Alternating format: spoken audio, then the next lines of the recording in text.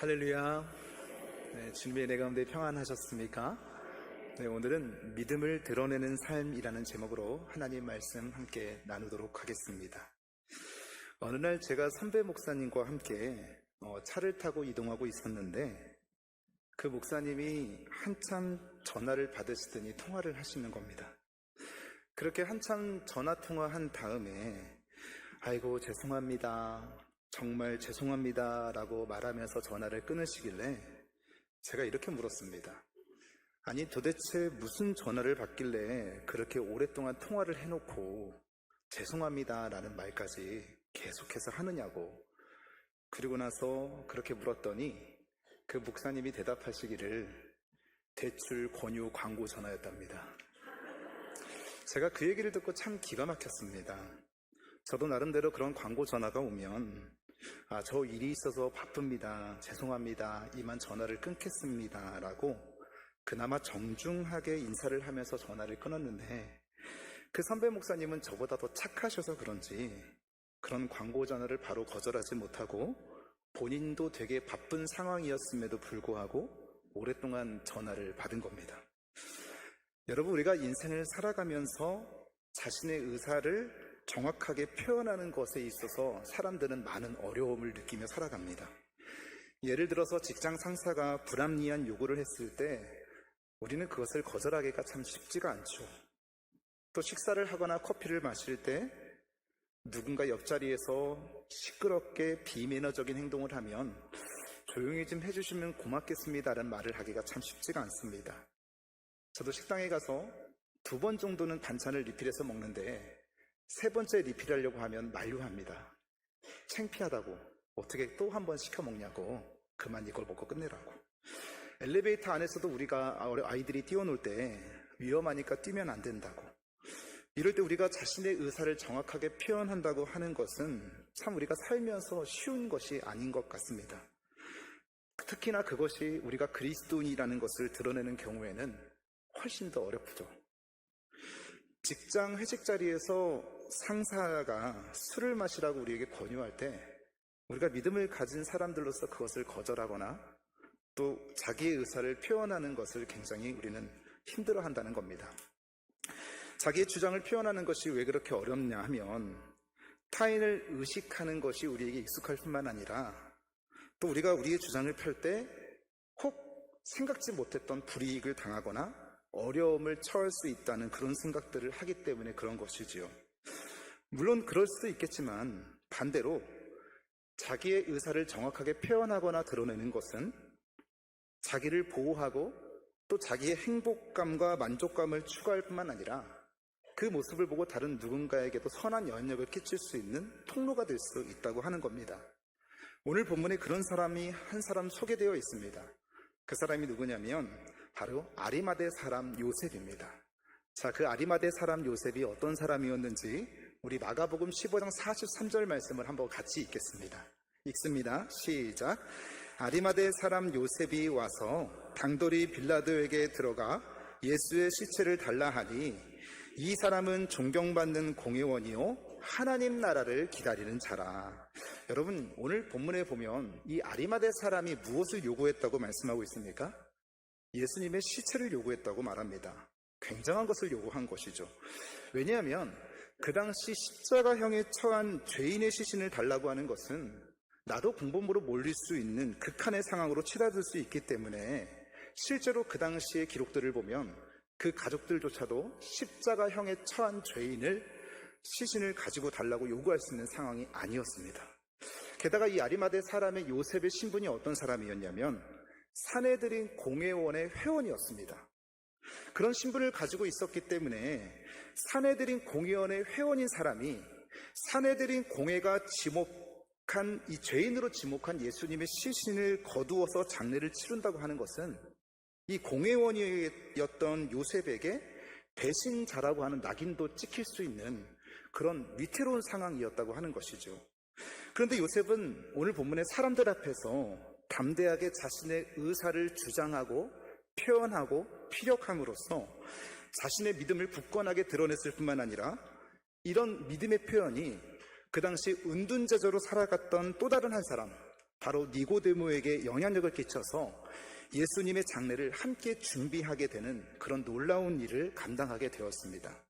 무슨 말입니까? 우리의 믿음을 드러낼 때 영향력이 있다고 하는 것이죠. 다시 말해서 믿음을 드러내지 않는 것은 아무런 우리의 삶 가운데 영향력을 끼칠 수 없다고 하는 겁니다. 그러게 사랑하는 성도 여러분, 믿음을 통해서 우리가 다른 누군가에게 복음을 전하거나 영향력을 끼치기를 소망하신다면 여러분의 부모님과 남편과 아내, 또 다른 형제에게, 자매에게, 그리고 여러분의 이웃에게, 또 여러분들의 자녀들에게 믿음으로 선한 영향력을 끼치기를 원하신다면 은둔제자로 믿음을 살아가는 것이 아니라 그 믿음을 표현하고 드러내며 살아가시는 그런 선한 믿음의 영향력을 끼치시는 저와 여러분들 되시길 주님의 이름으로 간절히 축원합니다. 자, 그렇다면 우리가 어떻게 믿음을 드러낼 수 있는 그런 아름답고 복된 인생을 살아갈 수 있는 것일까? 그 첫 번째 비결은 우리가 삶의 열매와 인격의 열매를 거두어야 한다는 것입니다. 여러분, 우리가 믿음을 드러내서 사람들에게 전도를 하거나 예수의 복음을 전할 때 가장 두렵고 힘들어하고 어려워하는 큰 이유가 뭘까요? 그것은 어쩌면 우리가 그리스도인으로서의 삶의 본이 되지 못하기 때문에 내 믿음을 드러내서 다른 사람들에게 알리기가 참 쉽지가 않습니다. 다시 말해서 내 삶 가운데 삶의 열매와 인격의 열매를 맺을 수 없기 때문에 혹여나 그것이 부작용이 날까봐 염려해서 우리는 그 믿음을 드러내고 있지 않다고 하는 것이죠. 다시 말해서 그 믿음을 드러내기 위해서 우리는 반드시 삶의 열매와 인격의 열매가 우리의 삶 가운데 있어야 된다고 하는 겁니다. 자, 그렇다면 오늘 본문에 우리가 함께 읽었던 이 아리마대 사람 요셉에게 과연 삶의 열매가 있었을까요? 네, 있었습니다. 오늘 보면 43절 말씀이 오늘 설교의 키워드가 되는 말씀인데 우리 다시 한번 43절 말씀 읽어주시겠습니까? 함께 읽습니다. 시작. 아리마대 사람 요셉이 와서 당돌이 빌라도에게 들어가 예수의 시체를 달라 하니 이 사람은 존경받는 공회원이요 하나님 나라를 기다리는 사람. 아멘. 자, 여러분, 이 아리마대 사람 요셉이 당돌하게 누구에게 시체를 요청합니까? 우리가 잘 알고 있는 빌라도에게 시체를 요청합니다. 앞에서 말씀드린 것처럼 그것은 쉬운 일이 아니었습니다. 자신이 위협을 당할 수 있는, 배신자로 낙인 찍힐 수 있는 그런 상황 가운데도 이 빌라도 앞에서 당대하게 시신을 달라고 요청했습니다. 어떻게 그렇게 황당한 요구를 담대하게 이 요셉이 할 수 있었을까? 그리고 또 빌라도는 아니 그렇게 요셉이 요구를 했다 할지라도 십자가형을 처하신 예수님의 그 시신을 어떻게 그렇게 순순히 내어줄 수 있었을까? 그 이유가 오늘 보면 43절에 있습니다. 이 사람이 어떤 사람이었냐면 이 사람은 존경받는 공회원이었다라고 말씀하고 있습니다. 여러분, 공회원이라고 하는 것을 오늘 시대로 해석을 해보자면요, 국회의원입니다. 그러니까 이 아리마대 사람 요셉의 신분이 이 사내들인 공회의 70인 중에 한 사람이었는데 대표성을 띠고 있는 사람이죠. 국회의원이었다고 하는 거예요. 그러면 이 아리마대 사람 요셉은요, 존경받는 국회의원이었다라고 얘기를 하는 거죠. 자, 여러분, 오늘도 우리가 잘 알고 있듯이 어떤 공인의 자리에 서 있는 사람이라든지 국회의원이라든지 공직에 서 있는 분들이 존경받는 경우는 참 쉽지가 않습니다. 굉장히 어려웠다라고 얘기를 하는 겁니다. 그런데 이 아리마대 사람은요, 사람들로부터 굉장히 존경받는 공회원이었다고 얘기를 하는 거죠. 무슨 말입니까? 이 사람에게는 삶의 열매와 인격의 열매가 있었다라고 얘기를 하는 겁니다. 그것도 다른 사람이 아닌 존경받는 공회원이었던 아리마대 사람 요셉이 시신을 달라고 했을 때 그 사람이 아무리 빌라도라고 할지라도 이 빌라도는 요셉의 요청에 순순히 시체를 내어줄 수밖에 없었다고 하는 것이지요. 그렇기 때문에 사랑하는 성도 여러분, 우리가 사람들에게 믿음의 선한 영향력을 끼치기를 소망하신다면 바로 삶의 열매와 인격의 열매가 우리의 삶 가운데 자리 잡게 되시기를, 그런 열매 맺게 되시기를 주님의 이름으로 간절히 축원합니다. 요한복음 15장 8절 말씀에 보니까 현대인의 성경으로 이렇게 해석이 되어 있습니다. 현대인의 성경인데 한번 같이 한번 읽겠습니다. 시작. 너희가 많은 열매를 맺어 내 제자라는 것을 보여주면 내 아버지께서 영광을 받으신다라고 얘기하는 겁니다. 우리가 그런 삶의 열매, 인격의 열매를 맺을 때 우리의 삶 가운데 주님의 제자라는 것이 드러나고 그것이 또 하나님께 영광이 된다라고 얘기를 하는 것이죠. 그런 믿음을 드러내는 인생을 살아내시기를 소망하신다면 먼저 우리가 그런 삶의 열매, 인격의 열매를 다 맺으시는 저와 여러분들 되시기를 주님의 이름으로 간절히 축원합니다. 한 발 더 나아가서 우리가 어떻게 믿음으로 아름다운 인생을 살아갈 수 있을까? 그 두 번째 비결은요, 우리가 하나님의 나라를 위해서 살아야 합니다. 여러분, 방금 말씀드린 것처럼 이 첫 번째 대지였던 하나님의 나라를 임하기 이전에 우리가 삶의 열매 그리고 인격의 열매를 맺어야 된다고 말씀을 드렸을 때 이 얘기를 들으시고는 마음의 한숨과 고민이 더 깊어지지 않으셨습니까? 왜냐하면 나는 삶의 열매가 없는데 어떻게 믿음을 드러내지? 나는 믿음을 드러내면 안 되겠다. 오히려 역효과가 되지 않을까?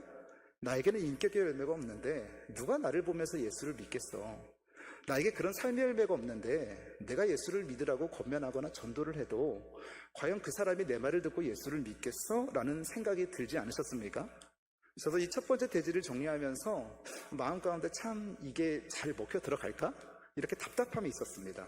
왜냐하면 그만큼 우리의 삶 가운데 삶의 열매와 인격의 열매가 맺어지기가 참 쉽지가 않다고 하는 거죠.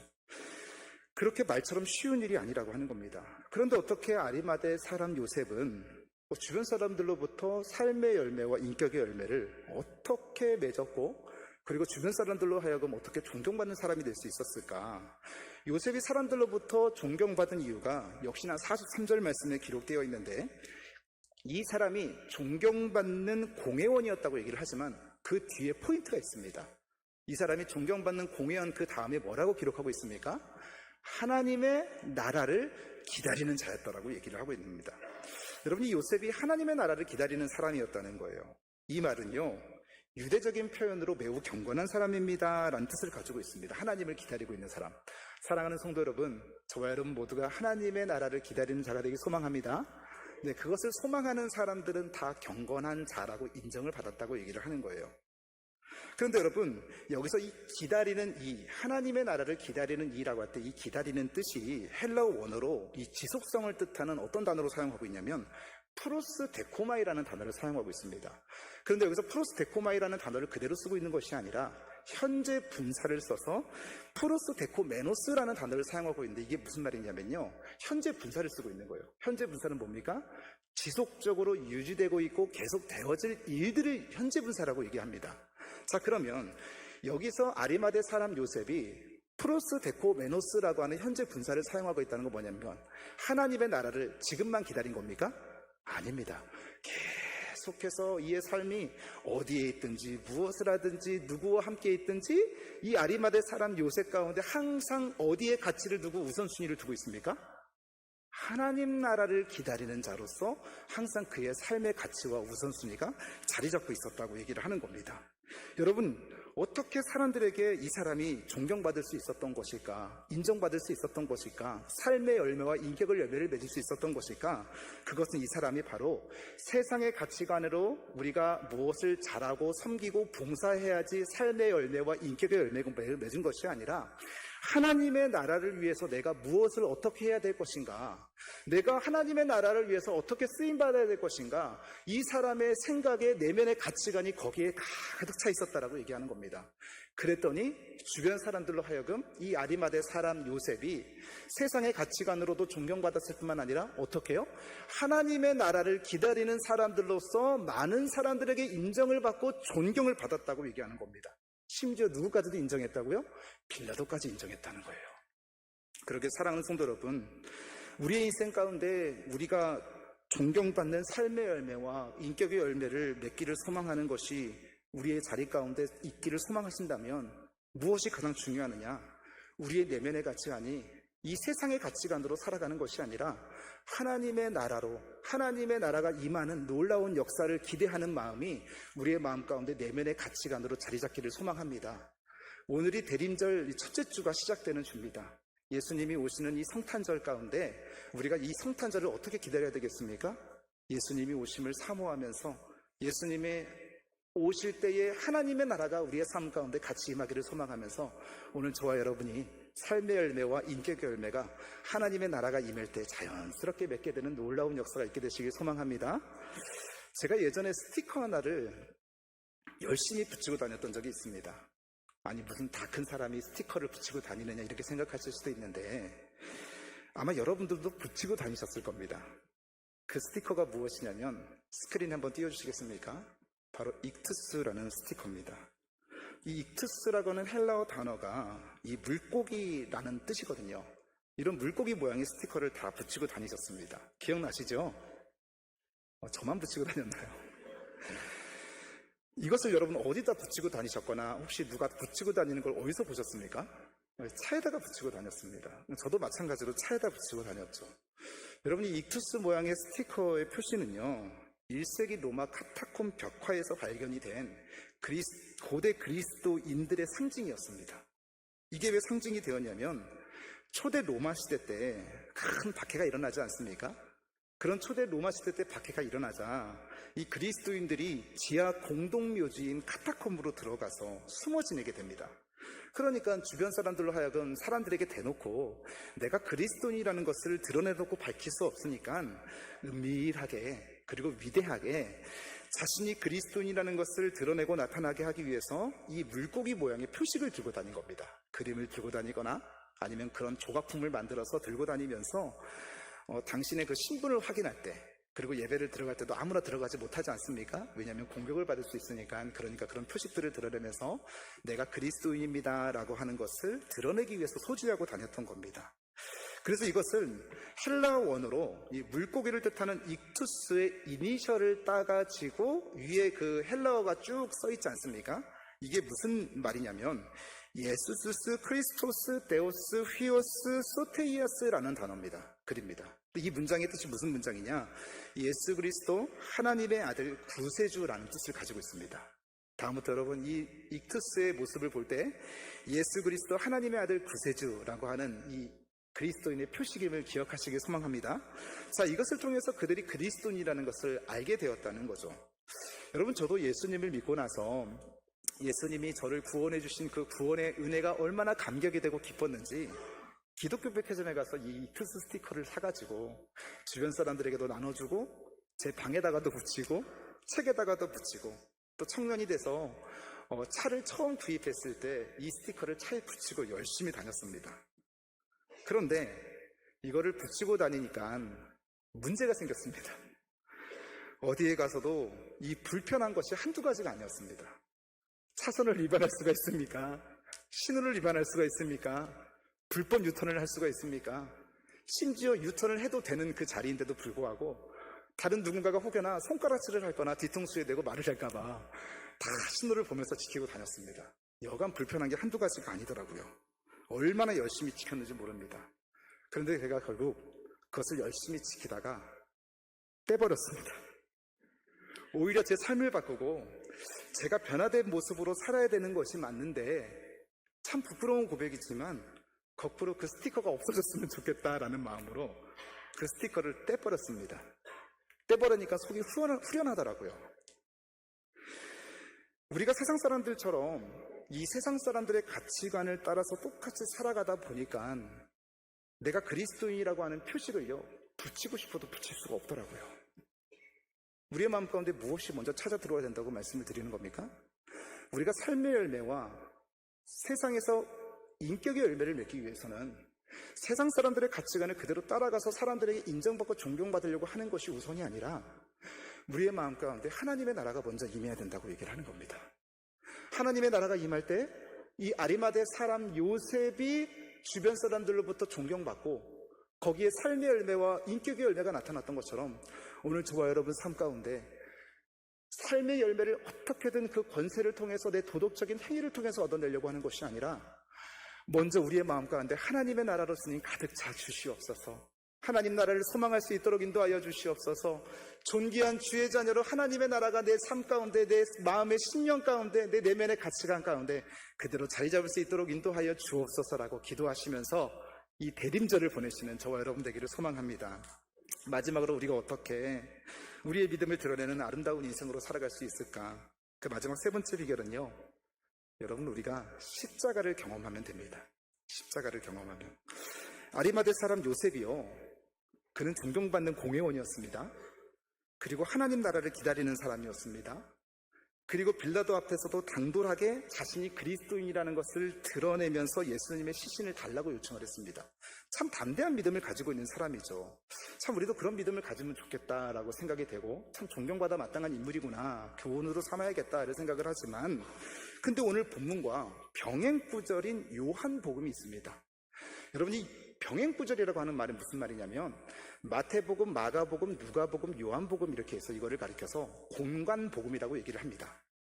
마가복음에 있는 내용이 요한복음에도 있고, 여러분 성경을 읽어보시다 보면 마태복음에 있는 내용들이 또 마가복음에 가서 있고, 누가복음에도 있고, 이거를 비슷한 구절들끼리 묶어놓은 걸 이 병행구절이라고 얘기를 합니다. 그래서 성경을 볼 때 더 깊이 잘 총체적으로 그리고 더 자세히 들여다보기 위해서 이 병행구절들을 살펴볼 때가 있는데, 근데 제가 방금 전에 말씀드린 것처럼 이 아리마대 사람 요셉이 뭐라고 말합니까? 존경받는 사람, 하나님 나라를 기다리는 사람, 삶의 열매와 인격의 열매를 맺은 사람이라고 말씀을 드렸는데, 오늘 요한복음에 보니까요, 오늘 이 마가복음하고는 좀 다르게 해석을 하고 있습니다. 자, 어떻게 얘기를 하고 있냐면, 우리 한번 같이 읽어볼까요? 시작. 아리마대 사람 요셉은 예수의 제자이나 유대인이 두려워 그것을 숨기더니 이후에 빌라도에게 예수의 시체를 가져가기를 구하매 빌라도가 허락하는지라 이에 가서 예수의 시체를 가져다가 이렇게 합니다. 아리마대 사람 요셉은 예수의 제자이나 유대인들이 두려워서 자기가 믿음의 사람이라는 것을 드러냈습니까? 숨겼습니까? 숨겼다고 얘기를 하고 있는 겁니다. 좀 오늘 본문 마가복음과는 좀 뉘앙스가 다르지 않습니까? 아니, 왜 그렇게 기록을 했을까? 마가복음에서는 당돌하고 담대하게 심지어 빌라도 앞에까지 가서 예수님의 시신을 달라고 말한 것처럼 이 믿음을 담대하게 드러낸 것을 볼 수가 있는데, 왜 오늘 요한복음에서는 좀 다르게 기록하고 있을까? 그러면 여러분, 하나는 맞고 하나는 틀린 걸까요? 아닙니다. 하나님께서 우리에게 이 단 하나의 복음서를 주시지 않고 4개의 복음서를 주신 것은 말씀드린 것처럼 이 복음서를 통해서 더욱더 깊이 있게 총체적으로 이해할 수 있도록 이 말씀을 오히려 증거하기 위해서 병행구절들을 보여주셨는데, 그렇다면 자, 요한은 왜 아리마대 사람 요셉이 예수의 제자이나 유대인들을 두려워하는 사람이었다라고 기록한 것일까? 그것은요, 이 아리마대 사람 요셉이 원래는 유대인들을 두려워하고 내 믿음을 드러내기를 무서워하는 운둔 제자였다가 어떠한 사건을 통해서, 어떠한 계기를 통해서 이 사람이 담대한 사람으로 바뀌어졌다는 것을 보여주기 위해서 이 요한복음에서 이렇게 사용하고 있는 겁니다. 내가 예수의 제자다, 내가 믿음의 사람이다라는 것을 드러내기 두려워했던 그런 소심한 사람에서 이제 내가 예수님을 믿는다고, 내가 예수님이 주와 그리스도임을 내가 고백한다고 그 믿음을 드러내면서 다른 사람들에게 담대하게 드러낼 수 있는 믿음의 사람으로 바뀌어졌다는 걸 알려주고 있는 것이죠. 자, 그렇다면 여기서 한 가지 질문이 생깁니다. 왜 어떤 질문이냐면, 그렇게 운둔제자로 살아왔던 이 아리마대 사람 요셉이 어떻게 자기가 위험해질 수 있는 그런 상황 가운데서도 담대하게 믿음을 드러낼 수 있었던 것일까? 아니, 어떤 계기가 있었길래 아리마대 사람 요셉이 그렇게 담대하게 자신의 믿음을 선포하고 선언하는 사람으로 드러날 수 있었던 것일까? 분명히 요셉은요, 이전에도 하나님의 나라를 가치를 두고, 그리고 다른 누군가에게도 저 사람은 법 없이도 살 사람이야 라고 하는 인정받을 만큼, 존경받을 만큼 굉장히 이 인격의 열매와 삶의 열매가 있었던 사람이었을 겁니다. 그런데도 그는 믿음을 드러내지 않았거든요. 그런데 어떻게 드러낼 수 있었느냐? 그것은 바로 이 아리마대 사람 요셉이 예수님의 십자가를 경험했기 때문에 그것이 가능하게 되었다는 겁니다. 사랑하는 성도 여러분, 우리가 운둔제자로 살아가고 있습니까? 오늘 아리마대 사람 요셉과 같이 십자가를 충만하게 경험되어지고 적셔지게 됨으로 말미암아 우리가 운둔제자에서 벗어나서 내 이웃에게, 형제에게, 자매에게, 그리고 우리들에게, 자녀들에게 내가 믿음의 사람이라는 것을 이 대림절을 기점으로 담대하게 드러내시는 저와 여러분들 다 되시길 소망합니다. 십자가를 경험하지 않고서는 그렇게 살아날 수가 없다고 얘기를 하는 거예요. 자, 그러면 어떻게 이것이 가능했느냐? 그 바뀌게 된 사건이 오늘 본문의 앞구절에 자세하게 기록이 되어 있습니다. 자, 그 내용이 마가복음 15장 37절에서 39절 말씀에 있는데 다 중요한 키워드니까 같이 한번 우리 말씀을 읽어보겠습니다. 함께 읽습니다. 자, 시작. 예수께서 큰 소리를 지르시고 숨지시니라. 이에 성소 휘장이 위로부터 아래까지 찢어져 둘이 되니라. 예수를 향하여 섰던 백부장이 그렇게 숨지심을 보고 이르되 이 사람은 아멘이십니까? 이 백부장의 모습을 보고 어디서요? 예수님께서 십자가에서 돌아가시는 모습을 보면서 이 백부장이 이 사람이 진실로 하나님의 아들이었구나라고 고백을 한 겁니다. 자, 근데 그 다음 구절이 오늘 본문이거든요. 그러면 이 백부장 옆에 있었던 사람이 누구였겠습니까? 아리마대 사람 요셉이었습니다. 백부장만 이 예수님께서 십자가에서 돌아가시는 모습을 보고 이 사람이 진실로 하나님의 아들이었구나라고 고백하는 것이 아니라 이 백부장 옆에 있어서 아리마대 사람 요셉도 그동안 예수님을 믿고 사내들인 공의의 회원으로서 믿음을 가지고 있었지만 은밀하게 운둔제자로 살아갔던 내 모습들, 나의 삶에서, 나의 일터에서, 내 가정에서, 내가 속해 있던 모든 곳에서 운둔제자로 살아갔는데 이 십자가를 경험하고 나서 백부장과 같이 이 사람이 진실로 하나님의 아들이었구나라고 고백하면서 이 아리마대 사람 요셉이 십자가를 경험하고 운둔제자의 삶에서 믿음을 담대하게 드러내는 삶으로 바뀌며 살아가게 되었다고 하는 겁니다. 사랑하는 성도 여러분, 우리도 이러한 십자가를 경험하게 되는 은혜가 있기를 소망합니다. 내 마음 가운데 주체할 수 없는 이 십자가의 사랑과 그 주님의 뜨거운 사랑과 예수 그리스도의 보혈의 값이 우리의 삶 가운데 우리의 믿음을 드러내게 함으로 운동제자로 살아갔던 우리의 삶이 이제 그 믿음을 표현하며 다른 누군가에게 전도하며 예수 그리스도를 그 믿는 믿음이 공격적인 복음으로 흘러가는 은혜가 있게 되시길 주님의 이름으로 간절히 축원합니다. 1999년 4월 20일에 미국 콜로라도 덴버의 어느 한 고등학교에서 이 두 학생이 총기 난사로 무려 15명이 생명을 잃었습니다. 불량서클 단원이었던 트렌치코트 마피아 단원 둘이서 히틀러의 생일을 맞이해 총기를 가지고 학교에 들어와서 학생들을 향해 총기를 난사한 사건이죠. 거기에는 17살짜리 캐시 버넬이라는 여학생이 있었습니다. 총을 들고 있었던 마피아 학생이 캐시 버넬에게 총구를 들이대고 이렇게 물었습니다. 너도 하나님을 믿어? 하나님을 안 믿는다고 말하면 살아날 수 있는 상황이었음에도 불구하고 그 17세의 소녀 캐시 버넬은 이렇게 대답했습니다. Yes, I believe in God. 그래, 나는 하나님을 믿어. 그러자 그 마피아 서클에 있던 그 학생이 이번에는 총을 가슴에 들이대면서 다시 한번 이렇게 말했습니다. 하나님은 없어. 하나님은 없어. 하지만 캐시 버넬은 그 총구가 자신의 가슴을 짓누르고 있는 그런 상황 속에서도 이렇게 말합니다. 아니야. 하나님은 살아계셔. 너도 하나님을 믿어야 돼. 결국 그 성난 마피아 학생은 방아쇠를 당겼습니다. 캐시 버넬은 살아날 수 있음에도 불구하고 자신의 믿음을 드러내고 죽음을 선택함으로써 허망하게 자신의 목숨을 잃어버린 것처럼 보였죠. 하지만 그것으로 끝이 아니었습니다. 이 사실이 그 학교에서 살아난 학생들을 통해서 알려지기 시작하면서 미국 크리스찬 10대들 그리고 청년들 사이에서 자신의 믿음을 드러내지 못한 것을, 그런 비겁함을 한없이 부끄러워하면서 우리도 캐시 버넬처럼 이제 당당하게 믿음을 드러내면서 살겠다고 하는 운동이 일어나기 시작한 겁니다. 그 운동이 바로 Yes, I believe in God. 그래, 나는 하나님을 믿습니다. 이 캐시 버넬의 믿음을 드러낸 것을 통해서 미국의 청년들과 청소년들이 변화되기 시작했고, 그리고 이 운동이 미국 전역에 퍼지면서 숨어 지내는 그런 크리스찬들이 아니라 믿음으로 선한 영향력을 끼치며 살아가는 존귀한 믿음의 사람으로, 그리고 주님의 제자로 담대하게 살아날 수 있었던 겁니다. 사랑하는 성도 여러분, 우리가 속해 있는 일터에서, 가정에서 우리가 크리스찬이라고 담대하게 말하며 살아가고 있습니까? 우리가 믿음을 가진 그리스도인의 제자라고, 그리스도의 제자라고 담대하게 다른 누군가에게 선언하고 알리고 있습니까?